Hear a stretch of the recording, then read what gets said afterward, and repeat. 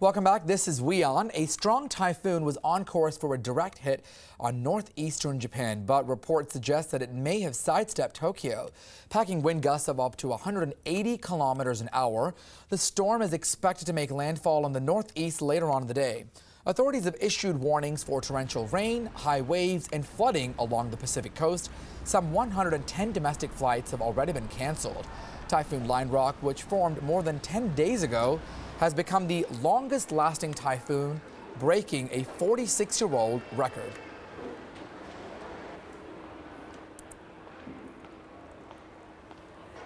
Well, Boeing has decided to refrain from increasing jetliner prices as the industry grapples with a slowdown in new plane sales. A company spokesperson says Boeing will continue to quote July 2015 prices for the remaining of the year. Now this year, the booking has been really slow. 335 planes, much fewer than the 418 jetliners that ran last year for the first 7 months. Boeing's list of prices ranged from about $80 million to $400 million, depending on the size of the jets. Of course, the larger the plane, the more expensive it is. Airbus also says it's seeing a slowdown in plane sales.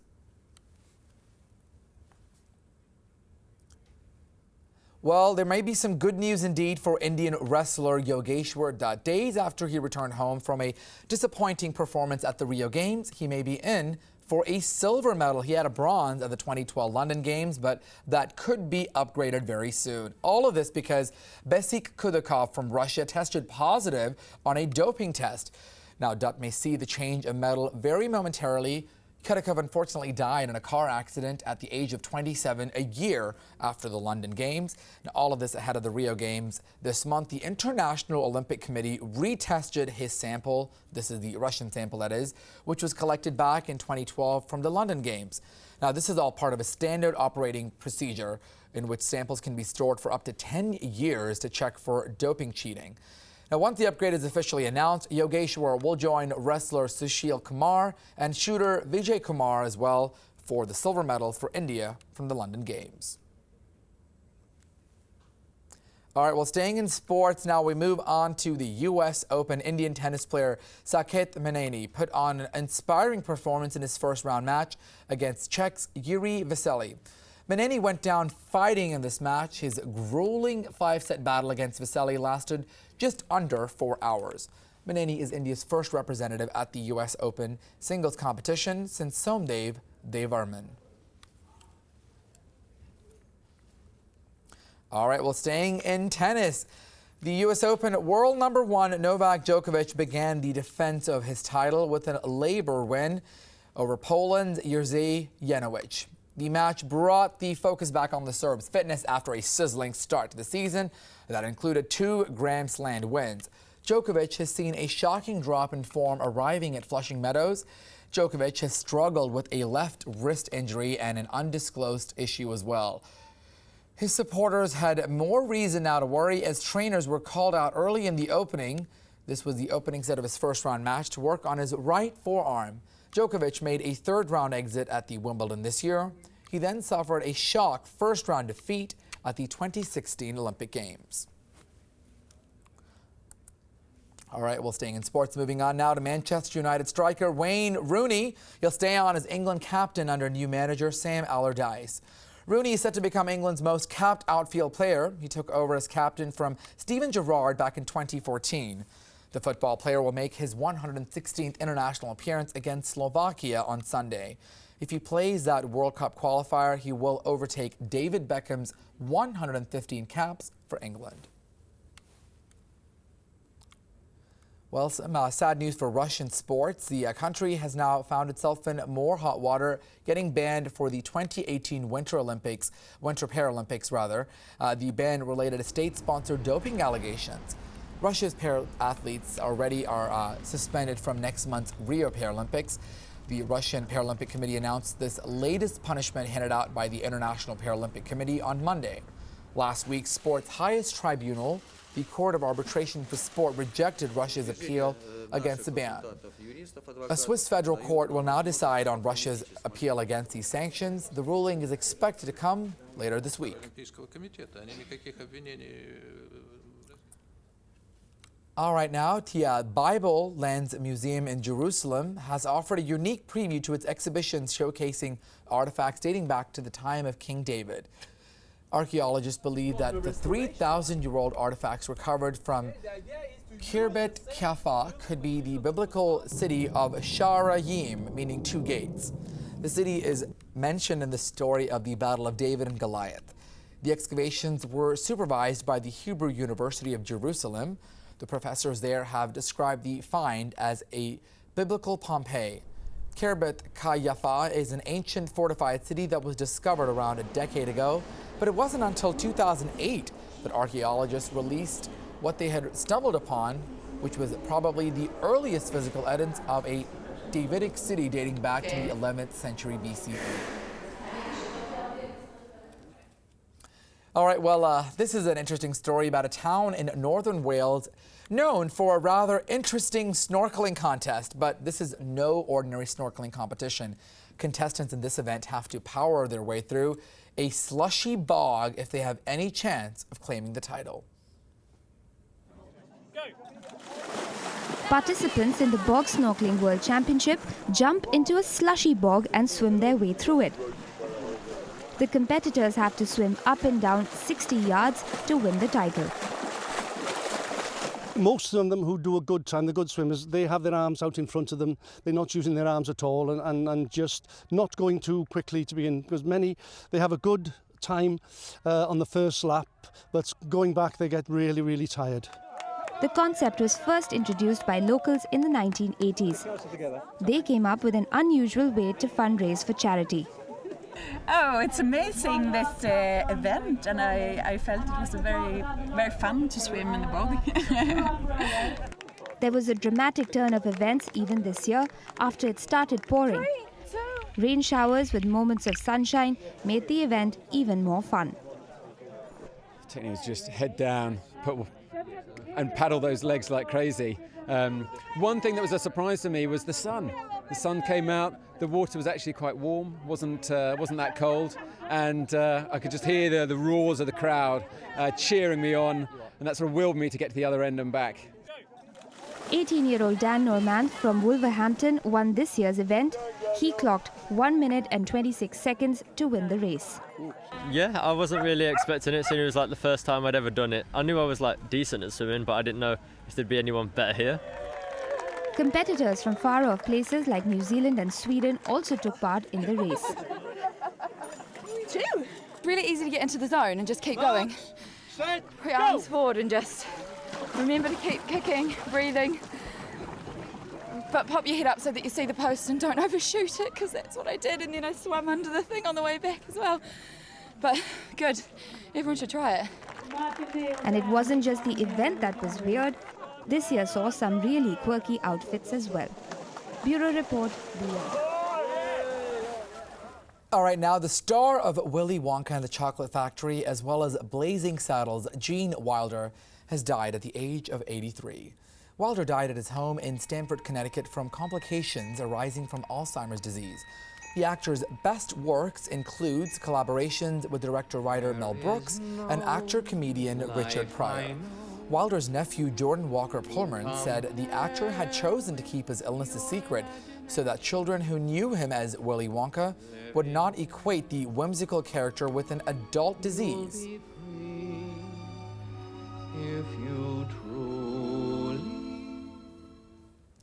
And that is our bulletin for right now. Don't forget, you can track all of our stories on our digital, mobile, and social media platforms. I'm Archit Seshadri. Thanks so much for watching WION. We'll see you soon.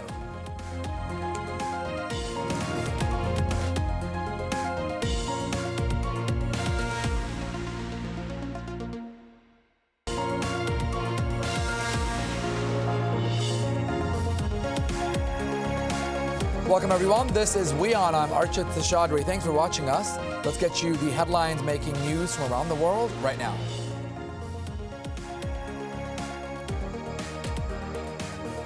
We start in India, where the U.S. and India have signed an agreement to build a closer military tie.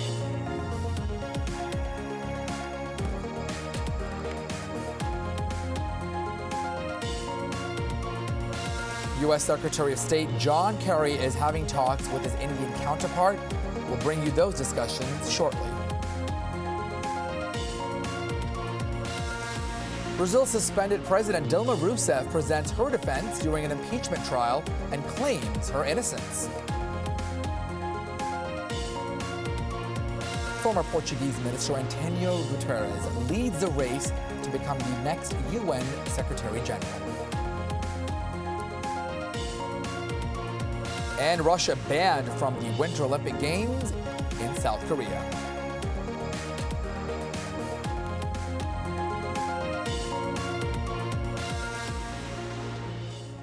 Welcome, everyone. Those stories in just a moment, but first we start in India, where U.S. Secretary of State John Kerry and Commerce Secretary will start their talks with the Indian government. All of this to boost business ties. Kerry met his Indian counterpart Sushma Swaraj to review their commercial cooperation. They will both co-chair the second U.S.-India strategic and commercial dialogue to review the progress on decisions that were taken last time and find new ways to cooperate. The bilateral investment treaty and India's NSG bid are both high on the agenda. Kerry reached New Delhi Monday, and then he will be meeting India's Prime Minister Narendra Modi as well to have more discussions on Wednesday.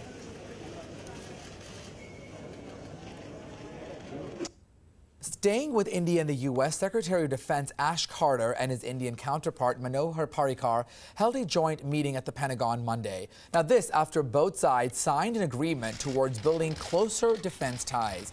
Carter says the agreement will make logistics of the joint operations much easier and more efficient. Parrikar echoed Carter's sentiments, but both sides also made it very clear that the logistics agreement will not allow for basing U.S. troops out of India. On a level we reserve only August RIMPAC exercise with many other countries. With respect to the major defense partnership agreement, that is a very substantial change. It's an enormous change from 50 years of history, and a very substantial advance over just a few months ago. And here's the gist of it. It will allow the United States and India to cooperate, which, speaking from the U.S. point of view, in a way that we do only with our closest and most long-standing allies. Our engagement on maritime security is developing well.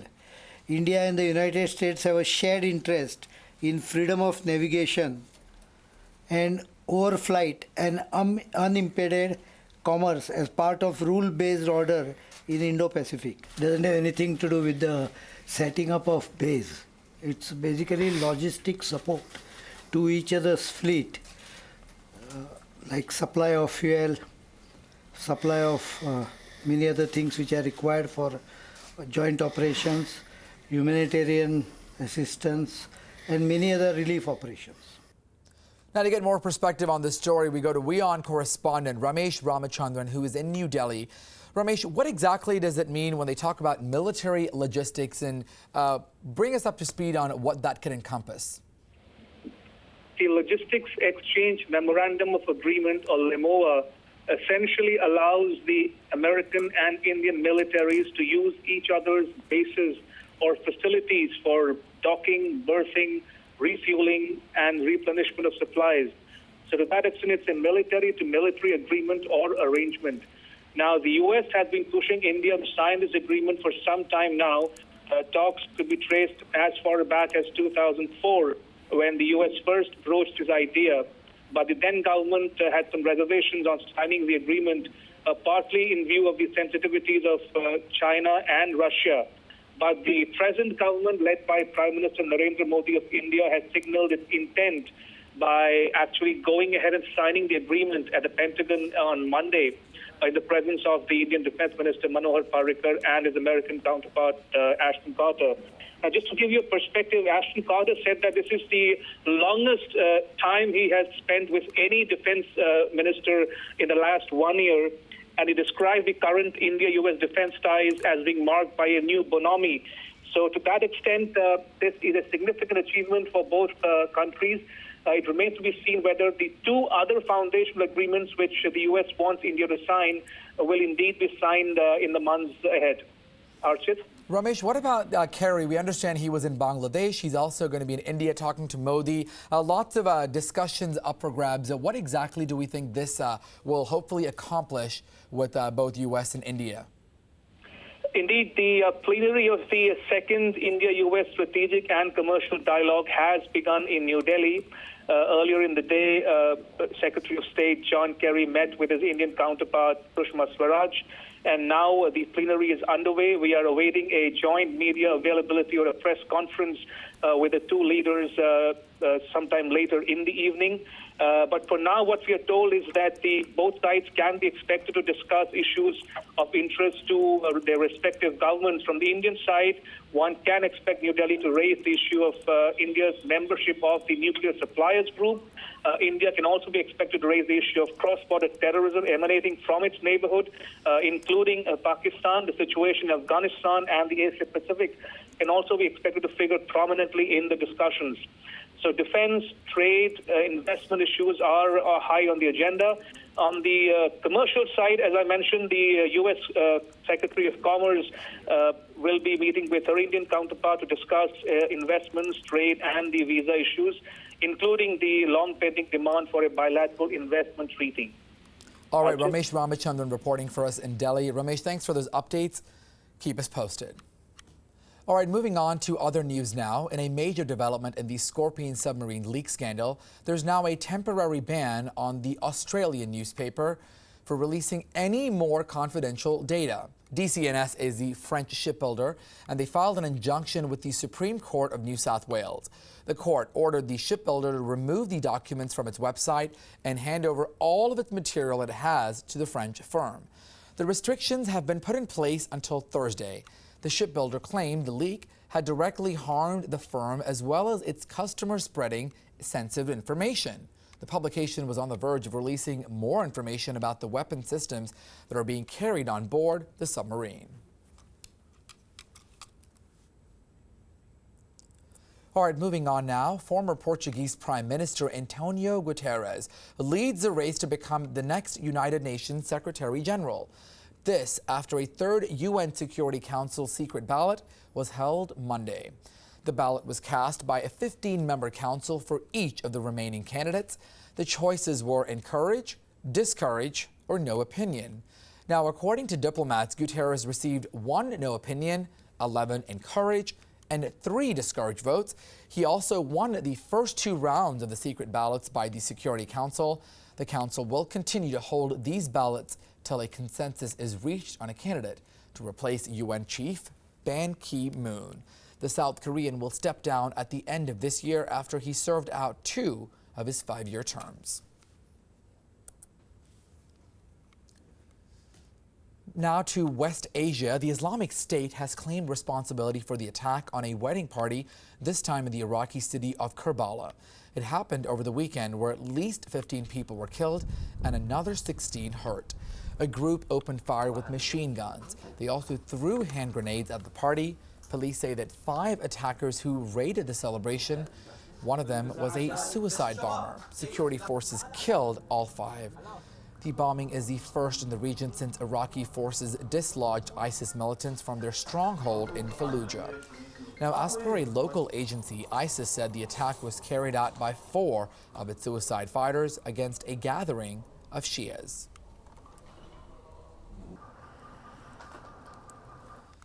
Staying in the region, U.S. President Barack Obama and Turkey's President Erdogan will have a bilateral meeting during the G20 summit in China next month. The meeting will take place on September 4th. Now, as per the White House, Obama is also likely to have at least an informal discussion with Russian President Vladimir Putin. National Security Advisor Ben Rhodes said that Obama wants to talk with Erdogan about the events in Turkey following the July failed coup there. He also wants to discuss possible ways of promoting stability in Syria. The White House says it is opposed to Turkey's push in areas of northern Syria controlled by the Syrian Democratic Forces.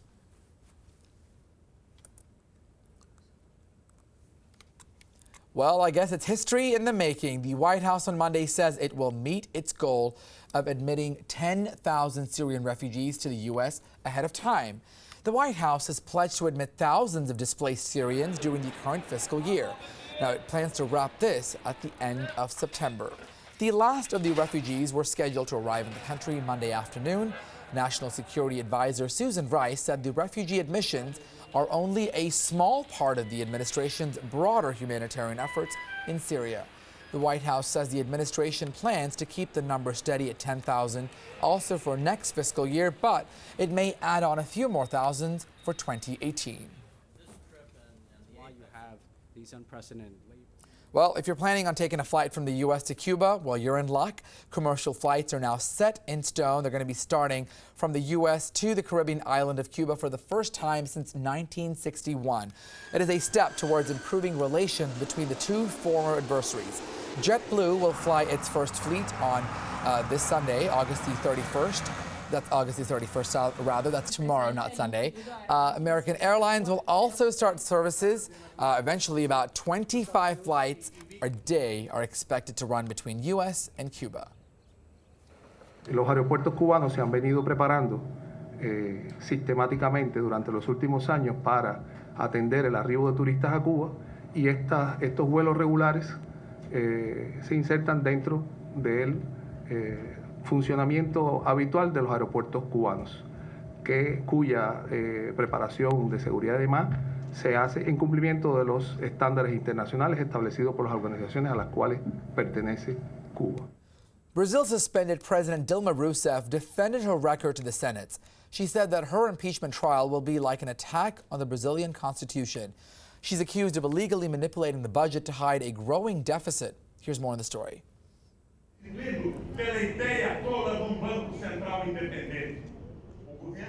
Dilma Rousseff has denied any charges of breaking budgetary rules. She said her conscience was absolutely clear and that she has not committed any crime. Excelentíssimo senhor presidente do Senado Federal, Renan Calheiros, diante das acusações que contra mim são dirigidas neste processo, Rousseff is accused of moving funds between government budgets, which is illegal under Brazilian law. Não pode resolver totalmente, mas vai ajudar bastante, entendeu?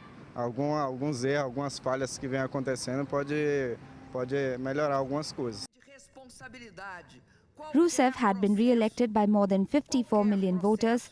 Thousands of people are still supporting her.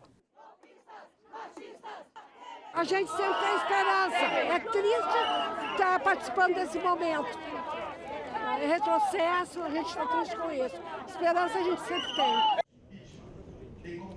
Senators are cross-examining Rousseff. They are due to vote later this week. If Rousseff is convicted, the vice president will be sworn in to serve the rest of Rousseff's term.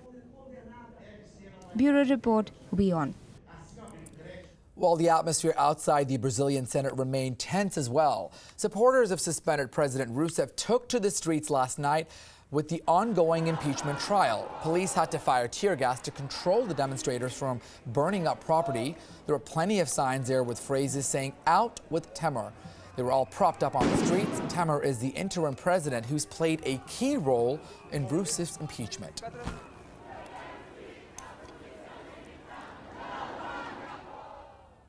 Well, time now for a quick break. On the other side, we'll take you to Japan, where Typhoon Lionrock is all set to slam the island country. That and much more global headlines. You're watching WION.